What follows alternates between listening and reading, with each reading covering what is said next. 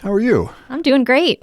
I'm officially the parent of 2 teenagers. Oh my God, my sympathies. Thank you. So Liz, there are so many large language models. We've talked about them all: ChatGPT, Claude, Pi, Gemini. Then you got the open source models, Llama and Mistral.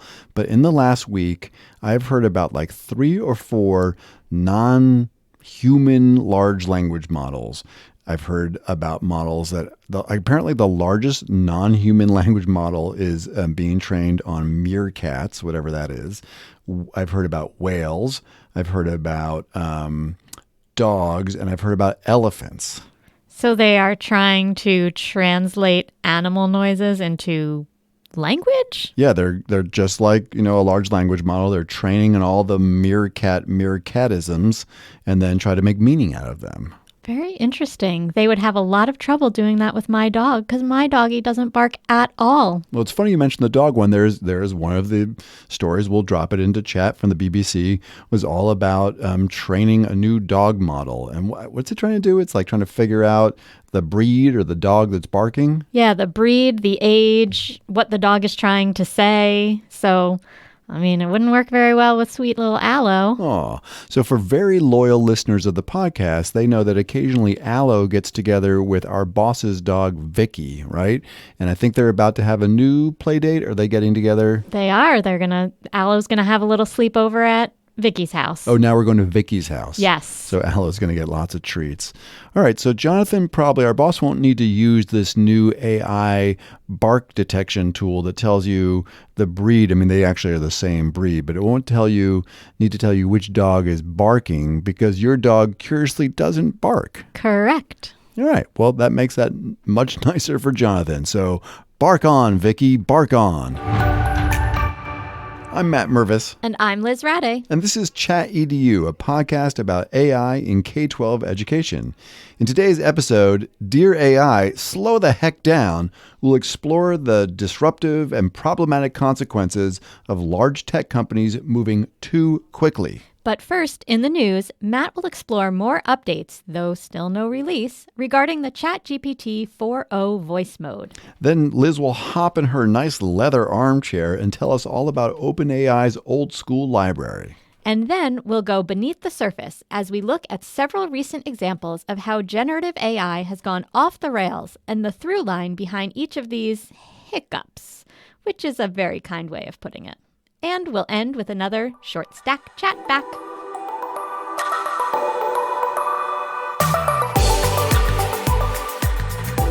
So Matt, as we've shared a few times, and we'll discuss in more detail in just a bit, it seems like OpenAI rushed to introduce their new voice mode along with all sorts of other advancements in ChatGPT 4 Omni. And it also seems like they did this in order to get ahead of Google and keep the spotlight on them. Yeah, well, they certainly achieved that with the whole Scarlett Johansson debacle. And while it seems to have quieted down a bit, this new voice mode is still making news in all sorts of interesting ways. Right. And that's really news without any of us having access to it yet, right? Yes, that is correct. If you use the ChatGPT app on your iPhone or Android, when you tap the headphones in the bottom of the right of the screen, you'll launch the existing voice mode and you'll see a little eye in the top right corner. When you tap on that, you get a message that basically says this: "Greetings, sucker. While we announced voice mode with great flourish on May 13th, we were really just rushing it out to make news. So tap into that patience, big boy, and wait, because it's not coming to you anytime soon." Matt, I don't think that's what it says. And since you still have Pi in your life for a great voice mode, I'm not so sure what you're so upset about. I don't know. All right. As is so often the case, you're 100% right on this. All right. So what it really says is new voice mode coming soon. We plan to launch a new voice mode with GPT 4.0 capabilities in an alpha within ChatGPT Plus in the coming weeks. _weeks. That's me, not them. We'll let you know when you have access. And then for some psychological benefit, there's a button that says got it. So you can affirm that you got it. And that takes you to the old voice mode. But you're right, Liz. I'm very grateful for Pi. We've had several great conversations over the last week on a wide range of topics. Oh, well, do tell. All right. Well, all right, let's see. We discussed the correct pronunciation of the Vietnamese dish spelled P-H-O, but pronounced pho, right? A friend and I were having lunch, and he did not believe me that it was called pho. Well, pho. So Pi and I talked about Meta's new business model focused on their AI messaging in WhatsApp and if that might illuminate a use case in schools. Well, that's interesting. People say the kids don't like writing, but I think my girls write way more than the pre-iPhone messaging generation, and it might really be a great use case for interacting with AI agents in a school context. All right, but sorry, carry on. No, all good. Pi and I also talked about NVIDIA's H100 chips. So these are the chips that actually power nearly all of this generative AI stuff, which we'll hear more about in the Beneath the Surface. And thinking about the dogs, actually, so my cat has been especially meowy when he wants to eat, like 10 times more than normal. And in an act of desperation, I asked Pi to translate a message from human to cat regarding patience, but that was a bust. Oh, well, that's a bummer because my cats are very meowy, starting about an hour before it is food time. Right, so annoying. Yeah. Well, given our podcast intro, Matt, I know why you thought you'd give it a shot. And frankly, if they don't shut Pi down, maybe by next year we'll have real-time human-to-cat translation. One can only hope. I'm off topic. Let's get back to OpenAI and the mythical new voice mode. So OpenAI released a fascinating video about a week ago regarding character voices. Rather than discuss it, let's just have a listen. So for the first one, I'm thinking we're going to have like a majestic lion. He's kind of like an old king in his den. And I want you to see something like, who goes there? Who goes there? Now I want to add a second character, maybe a mouse that snuck into the cave. The mouse could say something like, oh, it's no one.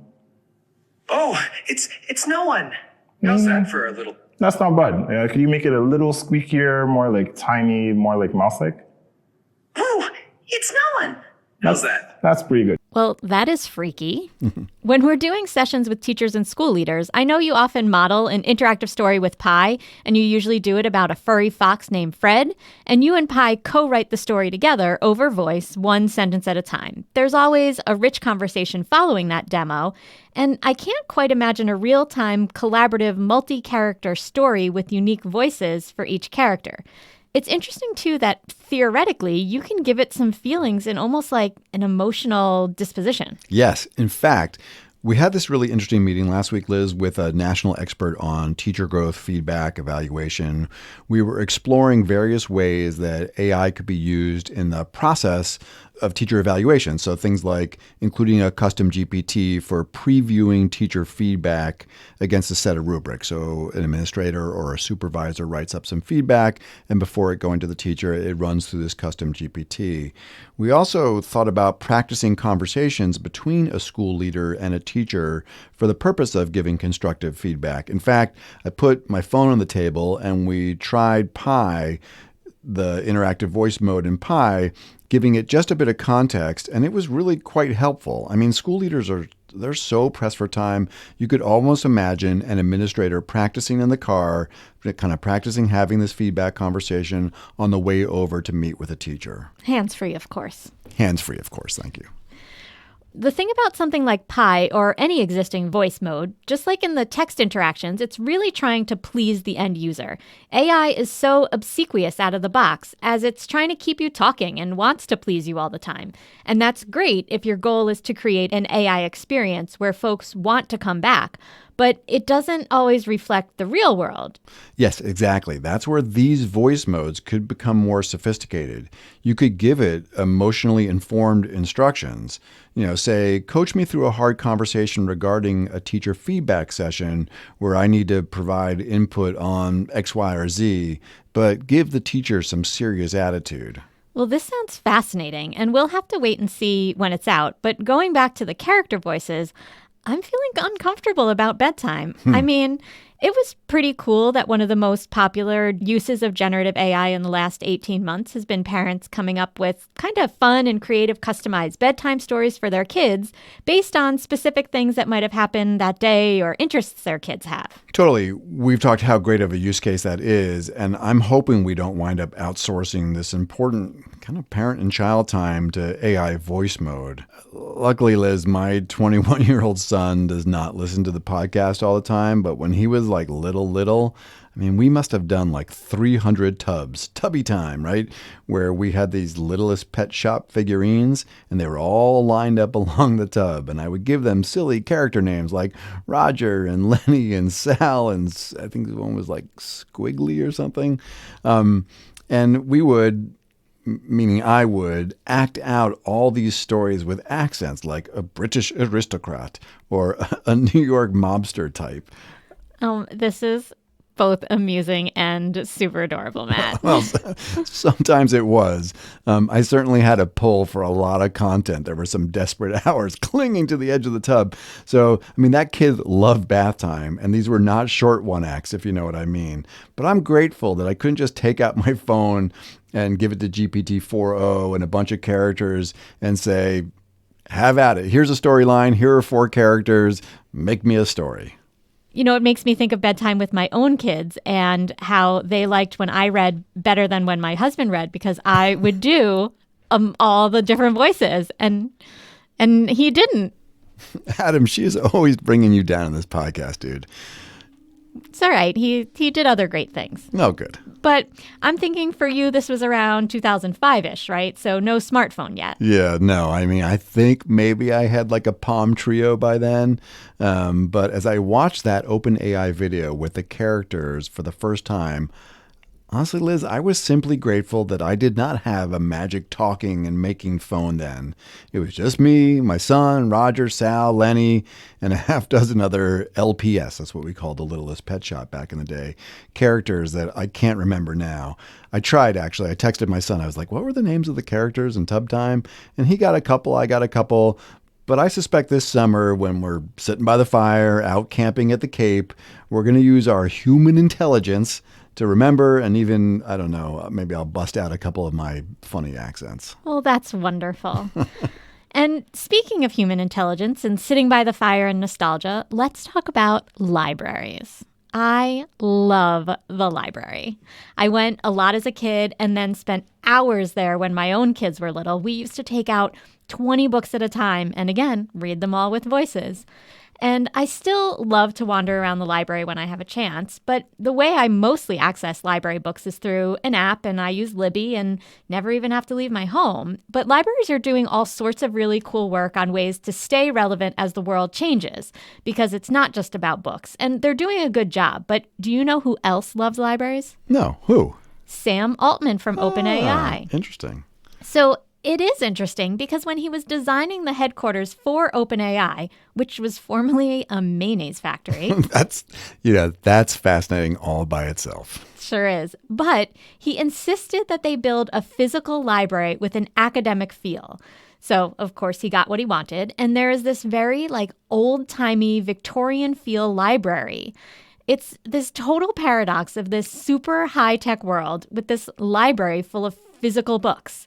And people are talking about it because ChatGPT was built by reading billions of words. Mm-hmm. But people are also questioning the ethics of how it was built and the intellectual property and all of that, and taking all of these words to build their models. So regardless, I do just love a quiet library full of books. And a lot of people at OpenAI seem to enjoy working in that quiet space surrounded by books. And schools are rethinking how to use library media spaces. And maybe they don't have to rethink it that hard. Sam Altman still wants his library. Yeah, that is such an interesting story, Liz, and I love the kind of flavor you bring to it. And I agree, school library media folks have been, I think, some of the most thoughtful advocates in this world. I'm still stuck on this Mayo factory thing. Matt, now it's time to go beneath the surface. So, you're familiar with the term move fast and break things, right? I am, Dr. Ratty. It came out of Silicon Valley. Exactly. It's often associated with the technology industry's culture of innovation and rapid growth. The basic idea is that organizations should prioritize speed and experimentation over caution and perfection. In theory, this is how companies think they'll create more innovation, I guess. Yeah, it's funny. I think Mark Zuckerberg really popularized this term in his Facebook IPO letter, the initial public offering, which was 2012. In that letter, he asserts, unless you're breaking stuff, you're not moving fast enough. Liz, it's nuts to think that Facebook left the kind of walled garden of universities and became available to the general public in 2006. Where were you in 06? I was in the middle of my doctorate, so spending a lot of time on a university campus, and the undergrads had all been using it. Wait, hang on. Ahmed, where were you in 06? In primary school, trying to learn how to read. Oh, man. I didn't jump on the Facebook train until much later, but now I feel really old. Thanks, Matt. But getting back to Zuckerberg, he still really believes this. Move fast and break things, even though Facebook is now a very mature product, which is another way of saying that only old people use it now. Yes, we've underscored that pretty clearly at this point. He is one of the tech CEOs that takes full measures quickly. He doesn't live in half measures, what lots of folks would call A/B testing, right? With an A/B test, sometimes folks will take a new feature and they'll roll it out to like just a small group of users and then look at feedback and analytics. He's just go, go, go. Right. The Meta AI rollout is a perfect example. They roll it out to everyone in what we've discovered is a very controversial place. They put it right into the massively important search button on Facebook and Instagram. Yeah, they were not hiding that thing, and it has pissed people off. They've also dropped it right into the messages on WhatsApp, and I've seen it now on the comments threads in Facebook. It's clear that they wanted people to use their new AI toy, I mean AI system, of course. So they literally moved fast and broke something important, in this case, which was search. But they did it on purpose. What's happening beyond Meta is stuff is breaking in really disruptive ways that are not by design. So let's talk about that. First, Liz, do you know what an AI winter is?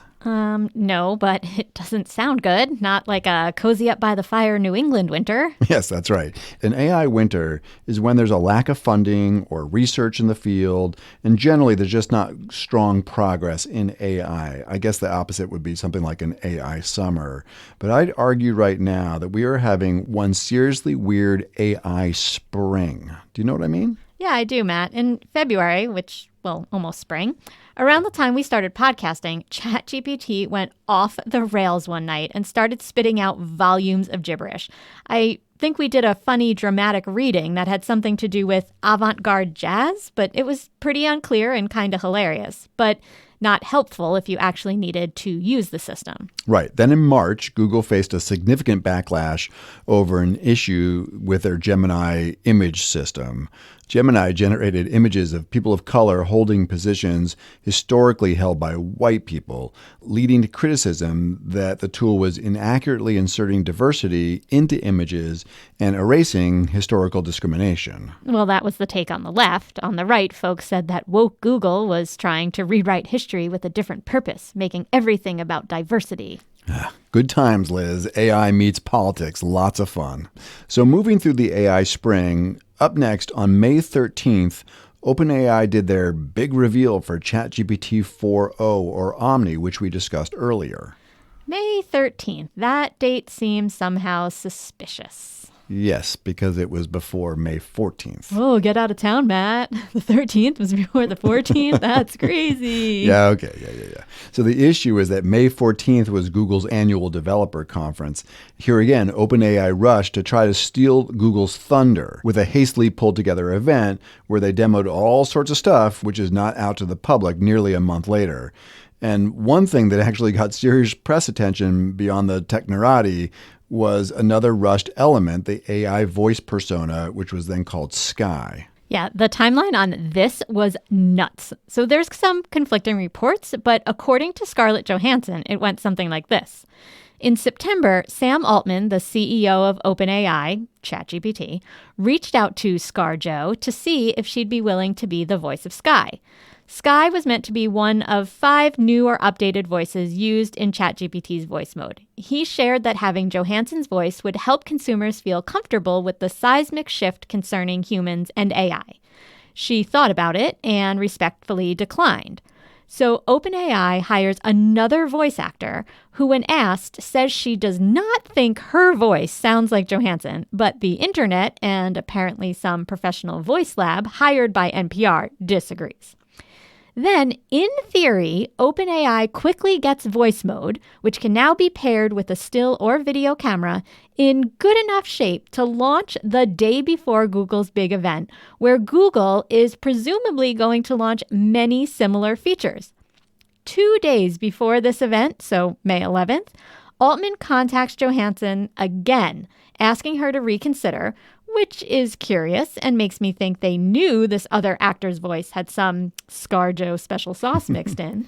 But before her agent could connect, the demo went live and the rest is history. Liz, this is all too much. I mean, it's funny that despite our bubble, right, that we live in, where we're all about this AI stuff, there are still so many people around the world that have really not heard of ChatGPT, but this drama has seriously reduced that number. So go team, move fast and break things while ensnaring a famous Hollywood celebrity in some huge controversy is a great way to get your name out there. Yeah, great plan. Okay, so let's go back to picking on Google, Matt, because they seem to be stumbling more than others. We've talked a bit about this interesting company called Perplexity. At first, they looked just like another generative AI chatbot, but then it became clear that the tool was really good at searching. They started to rebrand their language model as AI Search, and it caught on. So clearly Google felt the heat, and so on that fated May 14th date, they launched this thing that we both used in beta called Generative Search Experience. We thought it was pretty good, but when they rolled it out to everyone, again, move fast and break things, hilarious hallucinations or just incorrect stuff scraped from places like The Onion started popping up all over the place. As we've shared several times here, AI summaries suggested folks add non-toxic glue to pizza sauce to help cheese stick, and that people should eat a rock a day for the dietary benefits. Matt, I know you're more of a fiber guy. Yes, fiber is good, rocks are bad. And it's all funny, but it's not going to be long before someone does something truly harmful based on one of these AI summaries. And Liz, there are all kinds of harmful consequences from moving fast under competitive pressure. When resources are scarce, folks make decisions to be competitive, and in hindsight, it might not make sense. So just a couple weeks ago, for instance, Elon Musk took 12,000 of these NVIDIA H100s I mentioned before. These are basically the chips that drive all the servers behind all this generative AI stuff. So he took 12,000 of them from Tesla to his kind of ChatGPT or Gemini competitor, which he calls XAI. Now, XAI is meant to be the world's greatest non-woke, not safe for work AI system. So thankfully, those 12,000 chips will be put to really good use and truly advance humanity. I guess if I had a Tesla, Matt, I'd care, but I don't. And as we have established, I'm not a not safe for work kind of gal, No, but you're not. I get the point. Though when I think about a tool I really do care about, Pi from Inflection AI, you'll see how the race to compete squanders lots of resources and ultimately will leave me sad and lonely when they shut the thing down. Inflection AI at one point had the largest generative AI capacity in the world, as they sought to build a different kind of AI that's kind and empathetic and, as you know, helps me process all sorts of issues like parenting 2 teenage girls. So here we go. Act 1. They raise $1.3 billion, that's billion with a B. Act 2, they build a massive AI system. And Act 3, they decide they could not compete and then sold to Microsoft for $650 million, basically making all the investors whole. Yeah, it's amazing to think of the scale of an investment like that essentially went nowhere. That's over $1 billion of economic value, including their 22,000 H100 chips.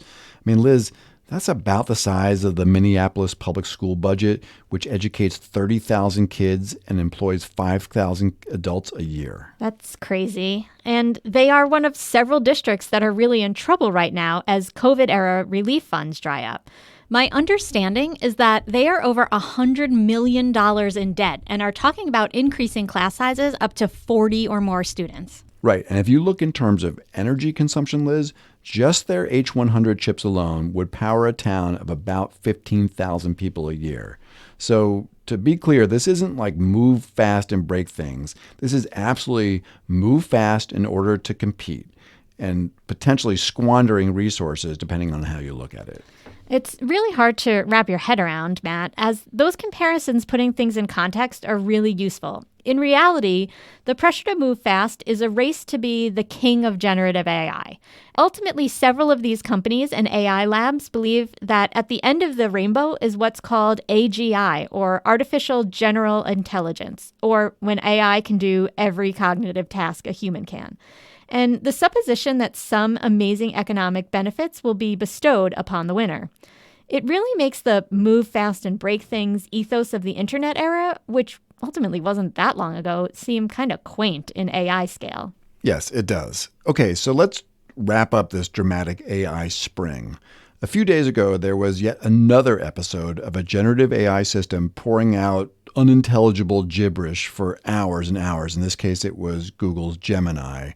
But that just pales in comparison to the great spring outage. Liz, did you notice that ChatGPT and several of the other big systems were down on June 4th? Sure did, because it slowed down my work. I saw some slowness, but I was off for the day and blissfully not using a whole lot of AI, with the exception of a couple chats with Pi I had in the car. But interestingly, Pi was not affected by this. But apparently several of these bots went down at the same time. I think the Neuron newsletter summed it up perfectly in their June 6th newsletter. The Neuron, by the way, is great, and they have an awesome podcast too. So they said, on Tuesday, Gen Z and millennials experienced the most traumatizing event since the great Snapchat redesign of 2018. ChatGPT stopped working for several hours, and so did Claude and Perplexity and Gemini. No one knows exactly what happened, but all four services resumed later that day. They go on. The term traumatizing is, of course, an exaggeration, but ChatGPT's first outage in over 6 months really showcased how deeply millions of people depend on AI chatbots to help them just do stuff in their everyday. People humorously and fictitiously rush to X, aka Twitter, to lament that they couldn't get any work done without ChatGPT.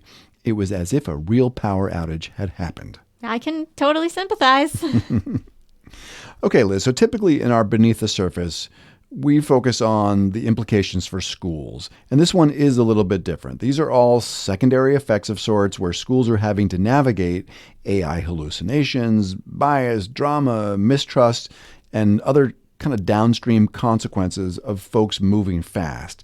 And we thought it would be helpful to put these realities in context and better understand why, in fact, they're happening. So, what is a school leader or an educator to do? First, simply understand the dynamic and what's driving the instability. And then second, try to navigate to the safest possible harbors. I agree, Matt. In this minefield of AI platforms, some companies are simply more risk-averse than others and deliver more accurate services, or at least try to. We know, for instance, that Khan Academy and Khanmigo have gone to great lengths in order to put guardrails inside their systems.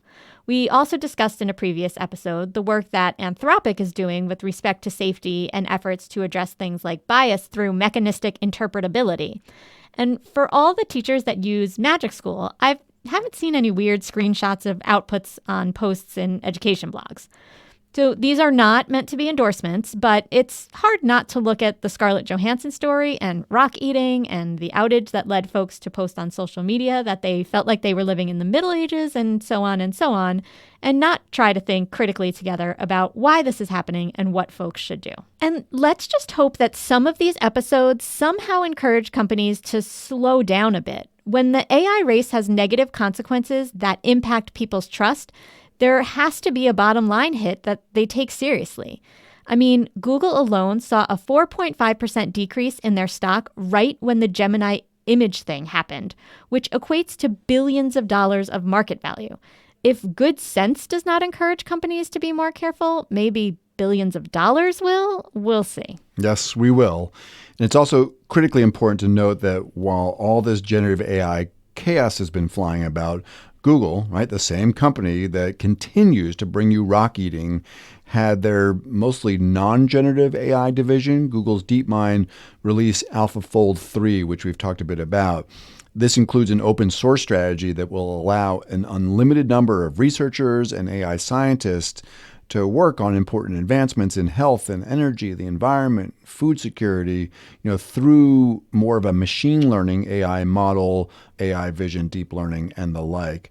And if you're interested, please listen to our episode, AI for Good, the literacy component we might be missing. Absolutely do. I mean, really, let's flip the script on our version of this AI spring with this AI development.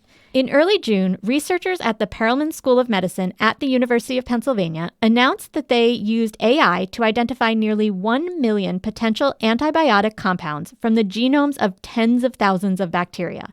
This groundbreaking study found that dozens of these compounds showed promising activity against disease-causing bacteria, including antibiotic-resistant strains. The AI-driven method significantly speeds up the discovery process, marking a new era in antibiotic development. Yeah, that's a perfect snapshot, Liz.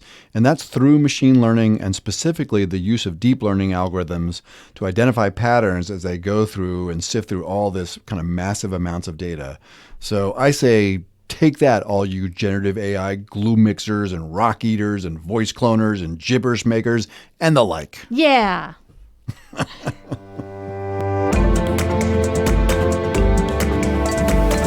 And now it's time for our short stack chat back. Continuing in our special summer tradition, we have put a pause on listener questions or questions from our professional development sessions, and we are having AI answer a question about our Beneath the Surface topic while responding in some amusing or whimsical writing style. This week, we're asking William Shakespeare to answer the question, what are the consequences of AI companies moving too fast when it comes to how schools navigate the flubs brought on by generative AI systems? And we challenge Shakespeare to answer in only 3 sentences.